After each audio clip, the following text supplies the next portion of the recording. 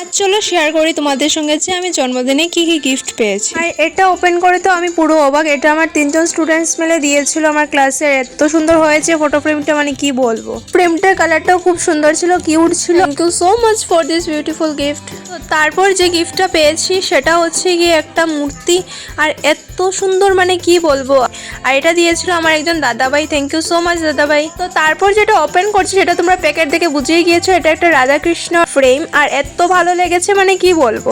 এই গিফটটা আমার একজন দিদি দিয়েছে, সত্যি থ্যাংক ইউ সো মাচ। আর আমার রাধাকৃষ্ণ খুবই প্রিয়। তো তারপরে একটা ব্যাগ পেয়েছি যেটা খুবই সুন্দর ছিল, সিম্পল ছিল, যেটা আমাকে বৌদি দিয়েছিল। Thank you so much. তারপর একটা টপ পেয়েছি যেটা আমাকে দাদা দিয়েছিল, আর টপটা খুবই ইউনিক ছিল। টপটার কাপড়টা পুরো কটন ছিল, আমার খুবই ভালো লেগেছে। তারপর পেয়েছি একটা কুর্তা যেটা অনেক কি সফট ছিল গাইস। এই কুর্তাটা দিয়েছে আমার একজন মাসি। তো মাসি যদি ভিডিও দেখে থাকো অনেকই থ্যাঙ্কস, আমার খুবই ভালো লেগেছে এই কুর্তাটার কালারটা অনেক সুন্দর ছিল। তারপর যে গিফটটা দেখতে পাচ্ছ সেটা দিয়েছে আমার একজন আন্টি। একটা সোয়েটার ছিল, আর সোয়েটারটা কালারটা তো অনেকই মিষ্টি ছিল, আমার খুবই ভালো লেগেছে। Thank you so much aunty for this beautiful gift. তো তারপর যে গিফটটা পেয়েছি সেটা হচ্ছে কি একটা কুর্তা, আর যেটা খুবই সিম্পল ছিল, আর আমার খুবই ভালো লেগেছে। এই কুর্তাটা ফুল স্লিভ ছিল, আর আমি স্কুলেও লাগিয়ে যেতে পারবো। তো thank you so much aunty. এখানেই শেষ না গাইস, আরও কুর্তা আছে।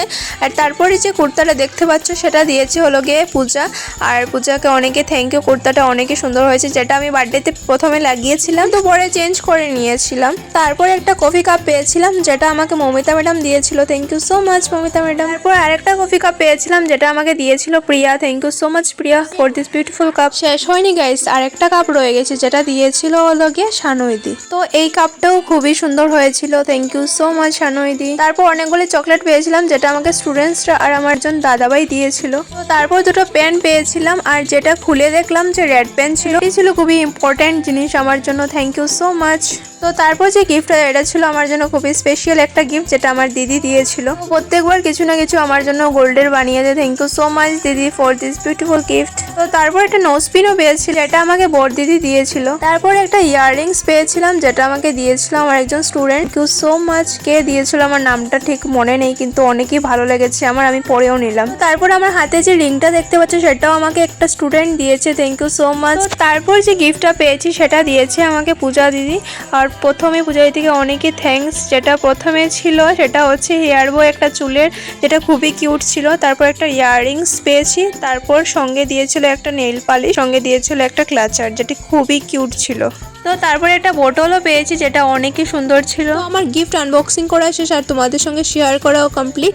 তো আর তারপর আমি যে গিফটগুলি পেয়েছি সেটি হচ্ছে কার্ড, যেটি আমার স্টুডেন্টসরা আমায় দিয়েছিল। সবচেয়ে সেরা গিফট আমার জন্য এটিই ছিল, কারণ ওরা এত কষ্ট করে কার্ডগুলি বানিয়েছে। সত্যি কার্ডগুলির মাঝে ওরা যা যা কিছু লিখেছে মানে আমি দেখে সত্যি ইমোশনাল হয়ে গিয়েছিলাম।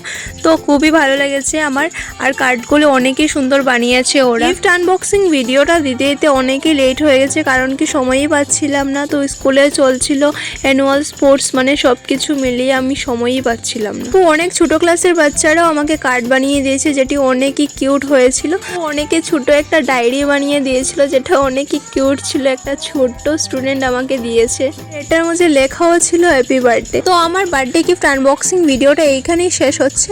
আর প্রত্যেকটা গিফটই সত্যি প্রচুর সুন্দর ছিল। তো আজকের মতো ভিডিওটা দায়েন, দেখা হচ্ছে নেক্সট কোনো মিনি ব্লগে। Bye bye.